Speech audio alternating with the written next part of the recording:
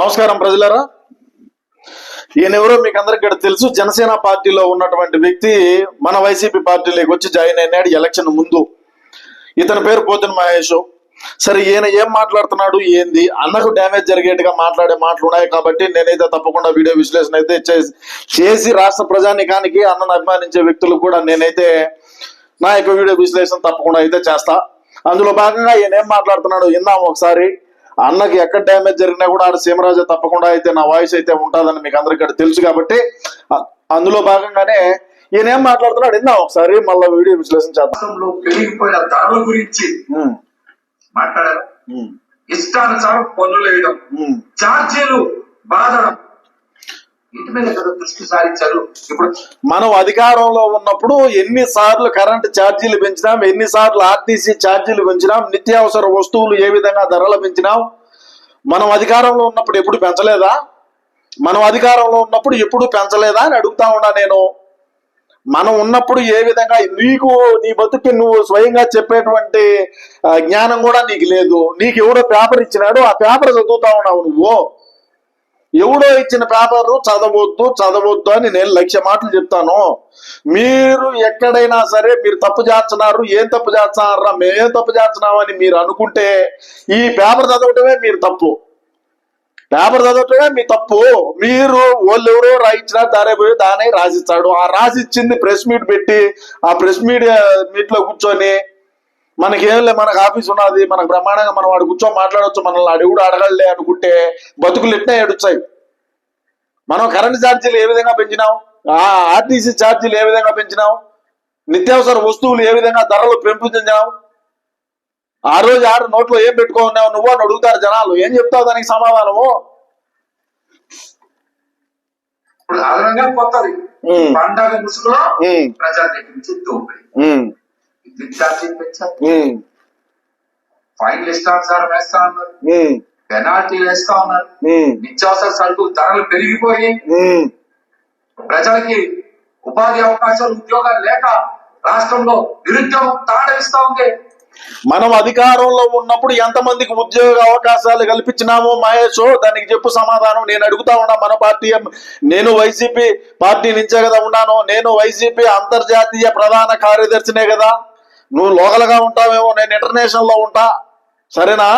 నేనేం చెప్తానంటే, మనం అధికారంలో ఉన్నప్పుడు మనం ఇచ్చినటువంటి వాలంటీర్ జాబులు తప్ప, వాలంటీర్ జాబులు మినహాయించి మిగతాటివి మేము ఇన్ని కంపెనీలు తెచ్చినాం, ఈ కంపెనీల్లో ఇంతమందికి మేము జాబులు ఇచ్చినాం అని నువ్వు చెప్పగలవా?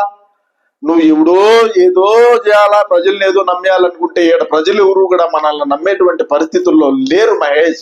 నీలాంటి మాటలు ఇలాంటి మాటలు మాట్లాడితే జనసేన వాళ్ళు దేంతో నవ్వుతారో కూడా అర్థం కాదు. ఇటువంటి మాటలు మాట్లాడుతూ ఉంటే నిత్యావసర ధరలు పెరిగినాయంట, విద్యుత్ ఛార్జీలు పెరిగినాయంట, భారీగా పన్నులు వేస్తున్నారంట.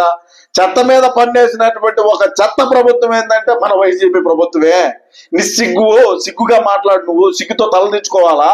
నేనంటే నిస్సిగ్గుగా చెప్తా, నిజాలు నిర్భయంగా మాట్లాడేటువంటి వ్యక్తిని కాబట్టి నేను దేనికి కూడా ఇదే కాదు కాబట్టి నేనైతే తప్పకుండా చెప్తా. చెత్త మీద కూడా పన్నేసినటువంటి ఒక చెత్త ప్రభుత్వం ఏదన్నా ఉన్నది అంటే అది ఒక మన వైసీపీ పార్టీ ఏంటని నేనైతే తెలియజేస్తా ఉన్నా. ఎందుకంటే మనం వేసినాము, చెత్త మీద పన్ను వేసింది వాస్తవమే. చెత్త మీద మనం 100 రూపాయలు పన్ను వేసింది వాస్తవమే. ఆ 100 రూపాయలు 50 ఏళ్ళలో కలిసి ఇచ్చితే అది వాలంటీర్ జీతంగా మార్చింది వాస్తవమే. మరి మనం చెత్త మీద కూడా పన్నులు వేస్తాం. చెప్పు, నువ్వు చెప్పాలా నేను చెప్పినా? నువ్వు చెప్పు. వీటి మీద 40 years అనుభవం ఉందని చెప్తున్న చంద్రబాబు నాయుడు గారు మాట్లాడరు, ఉప ముఖ్యమంత్రి పవన్ కళ్యాణ్ గారు మాట్లాడు. ఏ రోజైనా సరే మీరు జగన్మోహన్ రెడ్డి గారు లాగా ఒక్కసారి అంటే ఒక్కసారి మీరు బటన్ నొక్కారా? ఏం మాట్లాడుతున్నావురా? బటన్ నొత్తేది పెద్ద పని? అప్పులు దొబ్బకొచ్చి బటన్ నొత్తేది పెద్ద పని కాదు నాయనా. రాష్ట్రంలో ఆదాయాన్ని, రాష్ట్రంలో సంపదను సృష్టించి, రాష్ట్రంలో ఉద్యోగ అవకాశాలు కల్పించి, రాష్ట్ర ఆదాయాన్ని పెంచి ఆ తరువాత బటన్ నొత్తి ఉంటే మనం 30 సంవత్సరాల పాటు మనమే అధికారంలో ఉన్నాము మహేష్. నువ్వేమన్నా నీకు దమాకు దుబ్బా, చిప్పు దుబ్బి మాట్లాడుతున్నావా? ఏం మాట్లాడుతున్నావు? బటన్ నొత్తేది పెద్ద పనే?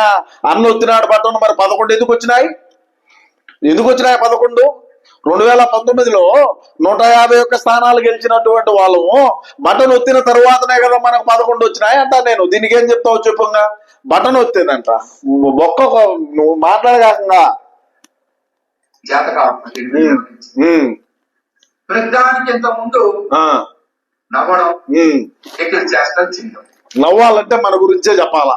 నవ్వాలంటే మన నువ్వు నేనే మహేష్, నువ్వు నేనే మాట్లాడుకోవాలి. నవ్వాలంటే జగనన్న సేవల దగ్గరికి పోయి నవ్వుతాడు, పరామర్శకు పోయి నవ్వుతాడు. హాస్పిటల్లో ఉండేటువంటి వ్యక్తుల్ని పరామర్శ చేసేదానికి మనం పోయినాడు. తిరుపతిలో జరిగిన సంఘటన దురదృష్టవశాత్తు జరిగింది.